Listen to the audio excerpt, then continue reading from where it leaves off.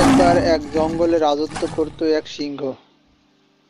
সে ছিল খুব শক্তিশালী কিন্তু গর্বে অন্ধ। অন্য প্রাণীদের তুচ্ছ ভাবত, প্রতিদিন কোনো না কোনো পশুকে ভয় দেখিয়ে শিকার করত। একদিন সে একটি ছোট্ট খরগোশকে ধরল।